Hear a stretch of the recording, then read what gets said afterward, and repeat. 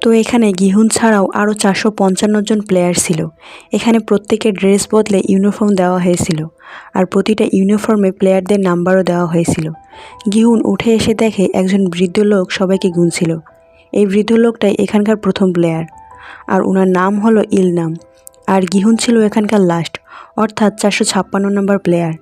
গিহুন ইলনামকে বলে, এখানে তো লেখাই আছে 456 জন খেলোয়াড়, তাহলে গুনার কি প্রয়োজন? ইলনাম বলে, তার মাথায় একটা টিউমার আছে, তাই সব কিছু ভুলে যায়, এজন্য ডাক্তার তাকে গুনাগুনি করতে বলেছে। গিহুন লোকটির সাথে কথা বলছিল, তখন সে শোরগোল দেখতে পায়। জাং ডিওকসুক নামে এক বদমাশ লোক কাংসে বিয়োক নামে একজন মেয়েকে মারছিল। কাং একসময় ডিওকের গ্যাংয়ের মেম্বার ছিল, কিন্তু স্বাবলম্বী হওয়ার জন্য কাং ডিওকের গ্যাং ছেড়ে পালিয়ে গিয়েছিল। আজকে এতদিন পর দেখতে পেয়ে এজন্যই কাংকে সে মারছিল। গিহুন এগিয়ে গিয়ে দেখে ডিওক যাকে মারছিল সে আসলে ওই মেয়েটাই, যে গিহুনের পকেট কেড়ে তার টাকাগুলো চুরি করেছিল।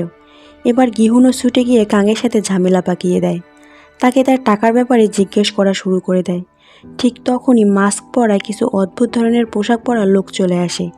এরা মূলত এখানকার গার্ড, যারা সঠিকভাবে এই গেমগুলোকে পরিচালনা করবে। তাদের মধ্যে একজন গার্ড সবাইকে অ্যালার্ট করে দিয়ে তার কথাগুলো শুনতে বলে।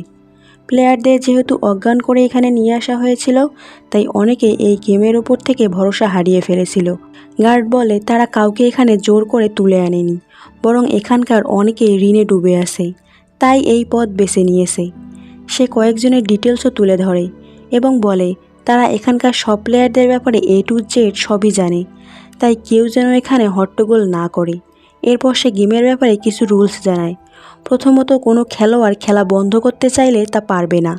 দ্বিতীয়ত, কোনো খেলোয়াড় খেলতে অস্বীকৃতি জানালে তাকে বাদ দিয়ে দেওয়া হবে। তৃতীয়ত, অধিকাংশের মতামতের ভিত্তিতে সিদ্ধান্ত গ্রহণ করা হবে। যে কোনো মুহূর্তে অধিকাংশ খেলোয়াড় খেলা বন্ধ করার পক্ষে থাকলে খেলা বন্ধ করে দেওয়া হবে। এরপর উপরে বিশাল একটা বড় কাঁচের কন্টেইনার দেখানো হয়। গার্ড বলে এখানে মোট 6 রাউন্ড খেলা হবে। প্রতিটা রাউন্ডের শেষে এখানে টাকা জমা হবে।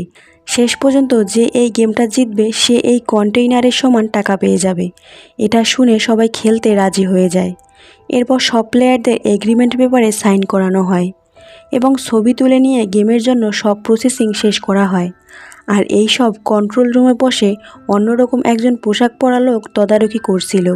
এই লোকটার ছদ্মনাম হলো ফ্রন্টম্যান, আর এই ফ্রন্টম্যান হচ্ছে এই পুরো গেমটার নিয়ন্ত্রক। এরপর সব প্লেয়ারদের একটা ফিল্ডে নিয়ে আসা হয়। এখানে গিহুন তার ছোটোবেলার বন্ধু সাঙ্গুকে দেখতে পায়।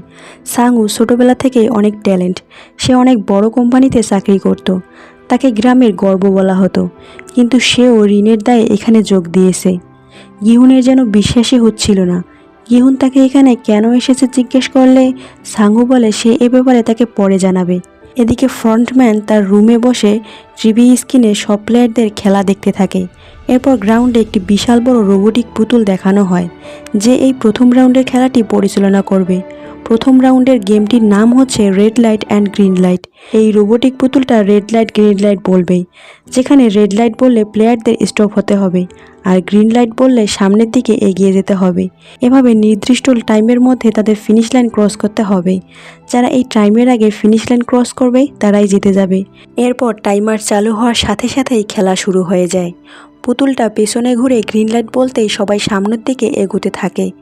কয়েক সেকেন্ড পরে পুতুলটা রেড লাইট পরে পিছনে ঘুরে তাকায়।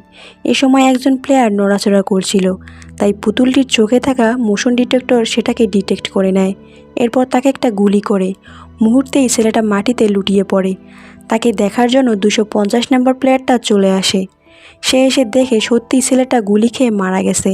এটা দেখে সে ভয় পেয়ে যায়। এদিকে ততক্ষণে রেড লাইট হয়ে গেছে। তার নড়াচড়া দেখে তাকেও গুলি করা হয়। এটা দেখে অনেকেই ভয় পেয়ে পালাতে শুরু করে, আর তখনই তাদের ওপর অনর্গল গুলি চলতে থাকে এবং তারাও মারা যায়। এবার সবাই বুঝতে পারে তারা যে গেমটাকে এত সহজ মনে করেছিল আসলেই ততটা সহজ নয়। খেলার নিয়ম অনুযায়ী খেলা শেষ না হওয়া পর্যন্ত কেউ সেখান থেকে বের হতে পারবে না, তাই বেঁচে থাকা প্লেয়াররা খেলা চালিয়ে যেতে থাকে। এদিকে গিহুন একজনের নিচে চাপা পড়ে উঠতে পারছিল না। পিছন থেকে সাঙ্গু তাকে বলে এই খেলায় বাঁচতে হলে তাদের নির্ধারিত টাইমের মধ্যে ফিনিশ লাইনে পৌঁছাতে হবে, না হলে তাদের এভাবেই মরতে হবে। সে গিহুনকে আরও বলে সে যেন কারো একজনের পিছনে দাঁড়িয়ে সামনে এগোতে থাকে, তাহলে সে পুতুলের মোশন ডিটেক্টর থেকে বেঁচে যাবে। তো সাংউয়ের কথা মতো গিহুন এগোতে থাকে। ফিনিশ লাইনে পৌঁছানোর আগে আরও অনেক প্লেয়ার মারা যায়। গিহুন প্রায় ফিনিশ লাইনে পৌঁছেই গিয়েছিল, কিন্তু একটা লাশের ওপর পা পড়ায় সে স্লিপ খেয়ে পড়ে যাচ্ছিল। তখনই পুতুলটা রেড লাইট বলে মুখ ঘুরিয়ে নেয়। এই মুহূর্তে এক চুল নড়াচড়া হলে গিহুনকে গুলি করা হতো, কিন্তু ভাগ্য ভালো আলী আব্দুল নামের একটি ছেলে পিছন থেকে তাকে চেপে ধরেছিল, তাই শেষ মুহূর্তে সে বেঁচে যায়। সবশেষে টাইমারে যখন 1 সেকেন্ড বাকি, তখনই গিহুন আর Ali Abdul finish line cross করতে সক্ষম হয়, কিন্তু তখনও কিছু প্লেয়ার ফিনিশ লাইনে পৌঁছাতে পারেনি, তাই সবাইকে গুলি করে মেরে ফেলা হয়। অবশেষে অনেকগুলো মৃত্যু নিয়ে এই রাউন্ডটা শেষ হয়ে যায়।